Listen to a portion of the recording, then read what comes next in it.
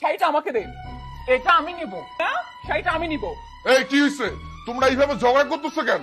আরে দেখো না, মা মারা যাওয়ার আগে আমি ভাবছি এই শাড়িটা দিয়ে আমি নকশি কাঁথা বানাবো, কিন্তু এখন বলছে শাড়িটা নাকি উনি নিবে। উনি নকশি কাঁথা বানাবে, এই শাড়িটা দিয়ে আমি বিছানার চাদর আকাবার বানাবো। তুমি দাও তো, শাড়িটা দাও। দেখো ছোট বউ, এই শাড়িটা আমার বউ পছন্দ করছে। আমার মায়ের তো অনেক শাড়ি আছে, তাই না? এই শাড়িটা আমার বউরে দিয়ে দাও, তাহলে তো হয়ে যায়। ঝামেলা করা কি আছে এখানে? দেখেন ভাইয়া, মার তো আরো অনেক শাড়ি আছে, আপনি আপনার বউকে বলুন না অন্য একটা শাড়ি নিয়ে নিতে। আমি এই শাড়িটাই নিব, দাও তো। না, এই শাড়িটা আমি নিব। এই তোমরা কি শুরু করছো? হ্যাঁ, মাটা কিছুক্ষণ হলো মারা গেছে, আর এর মাঝে তোমরা ভাগাভাগি শুরু করে দিয়েছো। আর ভাইয়া, তুমি এটা কি শুরু করেছো? হ্যাঁ, তুমি তো ভাই নামে কলঙ্ক। এই তোর তো সাহস কম না, বড় ভাইয়ের মুখের উপর তর্ক করতেছিস? হ্যাঁ করছি, বড় ভাইয়ের মুখে মুখে তর্ক করছি। তুমি যা শুরু করেছো তাতে কি করবো আমি? তুমি বড় ভাই হয়েছো বলে কি মাথা কিনে নিয়েছো নাকি? হ্যাঁ, আমি মাথা কিনে নিছি, খুব বার বাইরে গেছো, তাই না? হ্যাঁ, ছাড়ো বলছি। কি রে সতীনের মেয়ে, ওদের মধ্যে ঝগড়া বাজে খুব মজা পাচ্ছিস, তাই না? এই তোমার তো সাহস কম না, তুমি আমাকে সতীনের মেয়ে কেন বললে? দাঁড়াও, দেখাচ্ছি মজা। ও তুই মজা দেখাবে, আমি দাঁড়ায় থাকবো। দাঁড়া, আমি ওই শাড়িটা আমি নেবো। শাড়ি আমি শাড়ি পরে দে। আমি তো পাপ হয়ে অনুরোধ করছি, তোর মায়ের লাশ সামনে রেখে এইভাবে ঝগড়া করিস না বাবা। তোর মায়ের আত্মা শান্তি পাবে না। কোথায় তোরা কোরআন পড়বি, নামাজ পড়বি, তোর মায়ের জন্য দোয়া করবি, আর তোরা তোরা মায়ের লাশটা দাফন না কইরা সম্পত্তি নিয়ে কারাকারি করো। আমি অনুরোধ করছি বাবা, বাবা তোরা তোর মায়ের দাফন করে তারপর সব সম্পত্তি যা আছে সব লয়ে যা, সব লয়ে যা বাবা। বাবা, এখন এইসব ভাগাভাগি না আমি কোনো কথা বলবো না। চলো মায়ের লাশটা দাফন করে আসি। না বাবা, আগে মায়ের সোনার গয়নাগুলো ভাগাভাগি করুন, আমার ওইগুলোতে অধিকার আছে। মা যখন অসুস্থ ছিলেন তখন কিন্তু আমি মায়ের সব থেকে বেশি সেবা যত্ন করেছি, ওইগুলাতে আমার অধিকার সব থেকে বেশি। মা যখন অসুস্থ ছিল তুই একা সেবা করছিস, আমি সেবা করি নাই? বাবা, এই স্বর্ণ গহনাতে যদি ভাগ থাকে সেটা আমার সব থেকে বেশি, কারণ মায়ের সব কাজ আমি করছি। এই স্বর্ণ গহনা ভাগ না করে দেওয়া পর্যন্ত আমি আপনার ছেলের মায়ের লাশ দাফন করতে দিব না। হায় আল্লাহ, আমি এটা কি শুনতেছি, কি শুনতেছি? যেই মানুষটা তার জীবনের 60টা বছর সুখে দুঃখে বিপদে আপদে আমাকে আগলায় রাখছে, কোনদিন এতটুকু বুঝতে দেয় নাই। আজকে সেই মানুষটা সারা জীবনের জন্য চোখটা বন্ধ করলো, আর সেই মানুষটারে দাফন না কইরাই তোরা তার সম্পত্তি নিয়ে টানাটানি করতেছিস। সোনা দাদা গহনা, সোনা গহনা না, এগুলো এগুলো তোরা কামড়া কামড়ি করতেছিস। এগুলো না বললে তোর মায়ের দাফন তোরা দিবি না। ভাই আল্লাহ, এই ওর পর তোরা এগুলো নিয়া তোর মায়ের দাফন কর।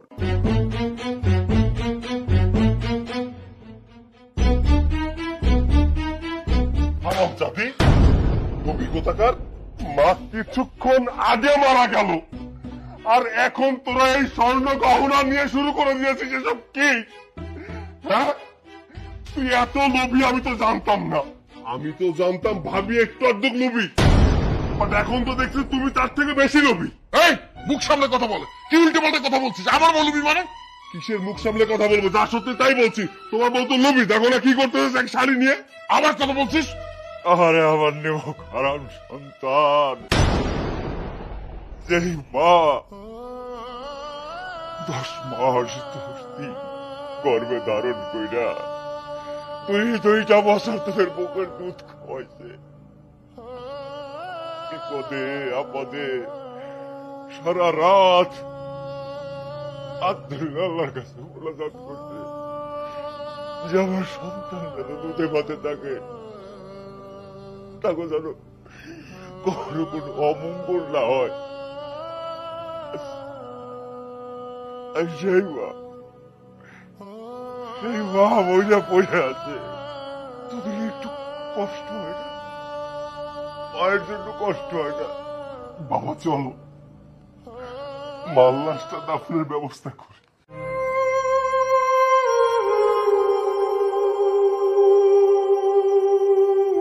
জীবনের অনেকগুলো বছর আমরা একসাথে কাটিয়েছি। কোনোদিন তুমি তোমার স্বামীর মনে কষ্ট দিয়ে কথা বলনি। সব সময় এই সংসারটাকে আগলে রেখেছ। কোনোদিন ভাবিনি যে তুমি আবার আগে চলে যাবে। জানি না তোমাকে ছাড়া বাকিটা জীবন কিভাবে পার করব। যাও, চিরবিদায় দিলাম। ভালো থেকো পরে। বৌমা, ও বৌমা, সাগর, ও বাবা, বাবা একটু এদিকে আয়। কি হয়েছে বাবা, এত ডাকাডাকি করছেন কেন? ও বলছি, তোর মায় মরিয়া যাওয়ার পর আমার মাজার ব্যথাটা বাড়িয়ে গেছে। তার মধ্যে পরশুদিন আমার পুকুরে যেয়ে পাচার গেছে। এখন তো হারাইতেই পারি না, আটতেও পারি না। তুই কেমন একটা লাঠি কিনে দিতে পারবি বাবা? কিসের লাঠি? আপনাকে কোনো লাঠিটাটি কিনে দিতে পারবে না। এমনিতেই মা মারা যাওয়ার পর থেকে আপনার বড় ছেলে সংসারে অনেক টাকা দিচ্ছে, এত টাকা কোথায় পাবে? হ্যাঁ, তোমার বৌমা একদম ঠিক কথা বলেছে। আমার হাতে কোনো টাকা পয়সা নেই। সবকিছু বিষয়ে আমাকে শুধু বলতে হবে। কেন বাবা, কেন ঘরে কি আরেকটা ছেলে নাই? তুমি তোমার ছোট ছেলেকে বলো যে তোমার এই জিনিসটা প্রয়োজন, ওই জিনিসটা প্রয়োজন। সবসময় আমাকে বলতে হবে? এত সময় ভালো লাগে না। তুমি যাও তো এখান থেকে। ঠিক আছে বাবা, আমার লাগবে না বাবা। বুড়াটা মরেও না, মরলে আপদটা বিদায় হতো। সংসার টাকা ঢালতে ঢালতে জীবনটাই শেষ।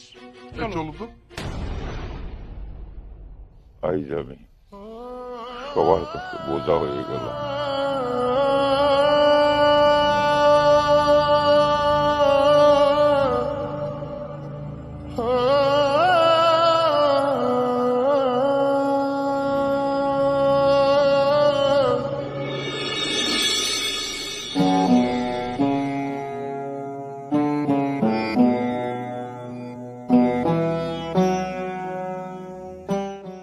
বৌমা, ও ছোট বৌমা,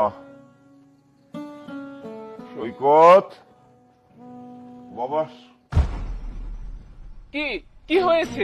এই ভর সন্ধ্যাবেলায় চিৎকার করে বাড়ি মাথায় তুলছেন কেন? আর ভাত দেওয়ার তো এখনো সময় হয়নি, একটু পরে আমি পাঠিয়ে দিচ্ছি ভাত। বলছিলাম, তোমার শাশুড়ি মারা যাওয়ার পর থেকে আমার মাজার ব্যথাটা বেড়েছে। এর ভিতরে আবার পড়ে গিয়ে আরো ব্যথা পেয়েছে। আমি এখন হাঁটতে পারছি না। আমাকে একটু লাঠি কিনে দিতে পারবো মা? যা চাই তাই ছোট ছেলের কাছে চাইতে হয়, বড় ছেলের কাছে চাইতে পারেন না। সবকিছু ছোট ছেলের কাছে চাইতে হয়। ওকে বলেছিলাম বৌমা, ও সৈকতের কথা বললো, তাই তোমাদের এখানে আসলাম। দাও না বৌমা। চেঁচামেচি কেন বাবা? কি হয়েছে বাবা, তুমি এই সময় এখানে? আর বলিসনি বাবা, তোর মা মারা যাওয়ার পর থেকে মাজার ব্যথাটা পেয়েছি। তার ভিতরে পড়ে গিয়ে আবার মাজার ব্যথা পেয়েছি। গিয়েছিলাম সাগরের কাছে, বললাম একটা লাঠি কিনে দিতে। তো ও বললো ওর কি অসুবিধা সুবিধা আছে, তোর কথা বললো। তাই আসছিলাম, বৌমার কাছে বলছিলাম, তুই চলে আসলি। আচ্ছা ঠিক আছে, লাগবে না বাবা। বাবা, তুমি পড়ে গিয়ে ব্যথা পেয়েছো, তোমার মানে মাজায় ব্যথা, এগুলো তো তুমি আমাকে কিছুই জানাওনি। বলিনি, যতক্ষণ পারছিলাম। তো এখন পারছি না, তাই ভাবলাম যে একটু বলি। বাবা, এগুলো ঠিক না। দেখো, বড় হয়েছি, তোমার দায়িত্ব তো আমার, তাই না? ভাইয়া কি করলো না করলো এটা দেখার দরকার নেই। তোমার কি প্রয়োজন, কখন কি লাগবে আমাকে বলবে, তোমার বৌমাকে বলবে। তুমি শুধু শুধু কেন কষ্ট করো? বাবা, ওষুধ কি খেয়েছো? ওষুধ খেতে হবে না বাবা, লাঠি হলেই হবে, ওটা আচ্ছা, ঠিক হয়ে যাবে। আচ্ছা ঠিক আছে, কালকে আমি তোমাকে কিছু ওষুধ আর লাঠিটা কিনে দেবো সকালবেলা। আচ্ছা ঠিক আছে বাবা। আচ্ছা, তুমি ঘরে যাও, তোমার ভাত পৌঁছে যাবে। আচ্ছা।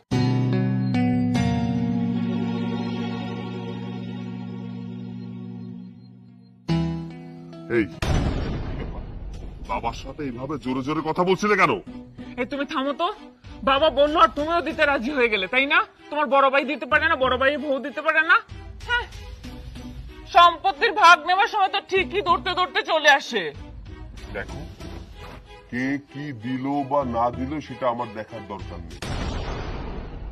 আমার বাবার ওই সাগর যেমন ছেলে, আমিও তেমন ছেলে। সাগর কি করলো না করলো এটা দেখার দরকার নেই, আমার দেখার প্রয়োজন, তাই আমি দেখতেছি। যতদিন বেঁচে থাকবে ততদিন আমার বাবার যা প্রয়োজন আমি সেটা দিব। আচ্ছা থামো তো, শোনো না, তোমার বাবা মারা যাওয়ার পরে তোমার বাবার ওই ঘরটাতে আমরা একটা জলসাখানা খুলবো। ওই ঘরের দাবি যেন ভাই ভাবি একদম না করে, ওই ঘরের অধিকার কিন্তু আমি ছাড়বো না একদম। কবিতা, মুখ সামলে কথা বলো। তোমার কি বুদ্ধিমতো লজ্জা করে না বাবাকে নিয়ে এই কথা বলতে? হ্যাঁ, আমার বাবা জীবিত থাকা অবস্থায় তুমি তাকে মেরে ফেলছো। অতি লোভ ভালো না কবিতা, তোমাকে আগেও বলেছি এখনো বলছি, লোভটা কমাও, জীবনে শান্তি আসবে। যাও ঘরে যাও, যাও ঘরে যাও।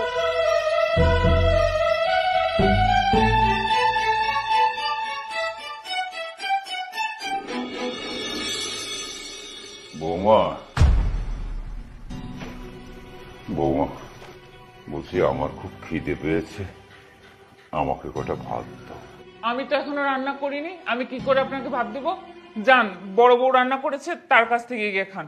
বৌমা, বড় বৌমার কাছে গিয়েছিলাম, ওদেরও ভাত বোধহয় হয়নি। আমার না খুব খিদে পেয়েছে বৌমা। এভাবে তো আর চলতে পারে না। রোজ রোজ কি আমি আপনাকে খাবার দেব? আপনি একটু দাঁড়ান তো, আমি দেখছি। বড় ভাবি, বড় ভাই, এদিকে একটু দেখে যান তো। কি হয়েছে? এত দাঁড়াদাঁড়ি করছিস কেন? আজকে তোমরা বাবাকে একটু ভাতটা দিয়ে দাও তো। আজকে খাওয়াবো মানে? বাবাকে তো আমরা প্রতিদিনই খাওয়াই, একবেলা তোদের ঘরে খাওয়া না? আমি কি বাবাকে খাওয়াই না? বাবা তো কালও আমাদের ঘরে খেলেন। তুমি আজকে বাবাকে ভাতটা দিয়ে দাও। শোনো, কালকে বাবা আমাদের ঘরে খাইছে, আর আমার খাওয়ার মতো এত অ্যাবিলিটি নাই যে বাবাকে সবসময় খাওয়াবো। তুমি কি বুঝতে পেরেছো? আমি বাবাকে খাওয়াতে পারবো না। ক্লিয়ার? দেখেন ভাইয়া, আপনার টাকা আছে কিনা নাই তা জেনে আমাদের কোনো কাজ নেই। বাবাকে আমরা রোজ রোজ এভাবে খাওয়াতে পারবো না। তার থেকে বরং একটা কাজ করি, আমরা বাবার খাবারটা ভাগাভাগি করে নিই। ভাগাভাগি? তাহলে তুমি ভাগাভাগি করে দাও। হ্যাঁ, বাবাকে আমরা 3 দিন খাওয়াবো, আপনারা 3 দিন খাওয়ান। না না না, আমাদের ঘরে তো 3 দিন খাওয়ানো যাবে না। তোদের ইনকাম বেশি, তোরা খাওয়াবি। আমাদের ইনকাম নেই, আমরা খাওয়াইতে পারবো না। যদি বা খাওয়াই, তাহলে বাবাকে আমরা সপ্তাহে 1 দিন খাওয়াবো। ও আচ্ছা, এখন 1 দিন খাওয়াবেন? কই, মা মারা যাওয়ার সময় তো মা রোজই আমার ঘরে খেত, কিন্তু সোনা দানা টাকা পয়সা নেওয়ার সময় তো দিব্যি ভাগ করে নিলেন। দেখেন, এবার যদি বাবাকে আমাদের খাওয়াতে হয়, বাবা মারা যাওয়ার পরে কিন্তু কানা করেও পাবেন না আপনারা। আচ্ছা শুনো শুনো শুনো, ও যে কথাটা বলেছে একদম ঠিক কথা বলেছে। এখন যদি বাবা না খেয়ে মারা যায়, তাহলে তো বাবার সয় সম্পত্তি রানিং যে অবস্থা হচ্ছে, আমরা তো কোনো কিছুই পাবো না। আমার মনে হয় কি তুমি ওর কথা রাজি হয়ে যাও, বুঝতে পেরেছো? ঠিক আছে, আমাদের ঘরে বাবা 3 দিনই খাবে। আমি বাবা, আজকে এই সন্তানদের কাছ থেকে ভাগ হয়ে গেল, ভাগ। অথচ এই সন্তানদেরকে মানুষ করার জন্য আমি দিনের পর দিন রাতের পর রাত পরিশ্রম করেছি, এই সন্তানদের মুখে একটু হাসি দেখার জন্য, তাদেরকে ভালো রাখার জন্য। কোন স্বার্থের জন্য এগুলো করেনি কোনো বাবা। আর আজ আমি বৃদ্ধ বয়সে দুটো ভদ্রের জন্য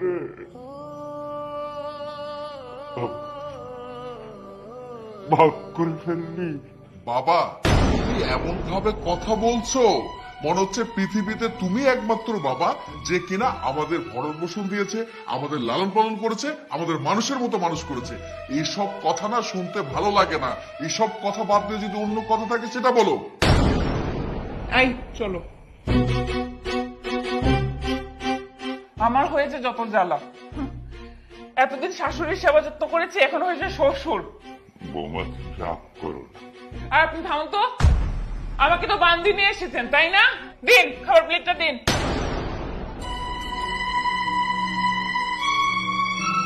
সাগরের মায়ের বেঁচে থাকতে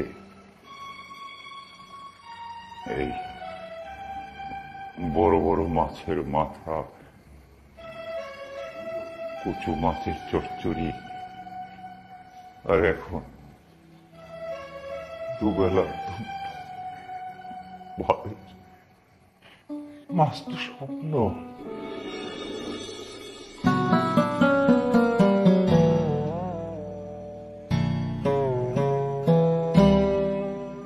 সাগর, বাবা সাগর, ও বৌমা,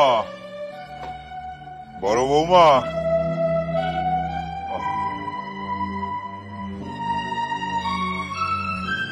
এই, আপনার সমস্যাটা কি বলেন তো? দিন নাই রাত নাই যখন তখন আইসা বৌমা বৌমা সাগর সাগর করতে থাকেন, সমস্যা কি আপনার? আসলে কি বৌমা, আজকে আমার জন্মদিন। তোমার শাশুড়ি মা বেঁচে থাকতে প্রতি জন্মদিনে আমাকে পায়েস করে খাওয়াতো। আমাকে একটু পায়েস রান্না করে খাওয়াবে? কি আপনার পায়েস খেতে ইচ্ছা করছে? আর এই বয়সে করবেন জন্মদিন পালন? আমি এইসব একটুও করতে পারবো না। বাবা, তোমার কি শেষ বয়সে ভীমরতি ধরেছে? তুমি কখন মারা যাবে তার কোনো ঠিক নেই। এখন বলছো যে পায়েস খেতে হবে। আচ্ছা, পায়েস যদি খাও, মিষ্টি জাতীয় জিনিস খেলে তো তোমার ডায়াবেটিস ধরতে পারে। আমি তো চাই তুমি যে যুগ যুগ বেঁচে থাকো, তা না করে তুমি নিজে তোমার মৃত্যুটা কামনা করছো, তাই না? দেখো বাবা, আমার কাছে কোনো টাকা পয়সা নেই। তোমার যদি এতই প্রয়োজন হয় সৈকতের কাছে যাও, গিয়ে তাকে বলো যে আমি পায়েস খেতে চাই। ঠিক আছে বাবা, আমার পায়েস লাগবে না বাবা। দেখো সাগর, প্রতিদিন আমি এই জ্বালা যন্ত্রণা কিন্তু সহ্য করতে পারবো না। আমি কালকেই বাবার বাড়ি চলে যাবো এরকম হতে থাকলে।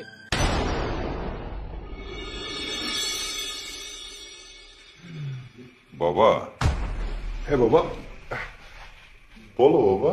এই না বলছিলাম কি, বৌমা তুমি কি আমাকে একটু পায়েস রান্না করে খাওয়াতে পারবে আজকে? আসছে বুইরা, ভাত রান্না করে খাওয়াতে পারি না, তার আবার পায়েস। এই চুপ করো, একদম চুপ। বাবা পায়েস খেতে চেয়েছে, দিলে দেবে, না দিলে না দেবে। বাজে কথা কেন বলো? চুপ থাকো।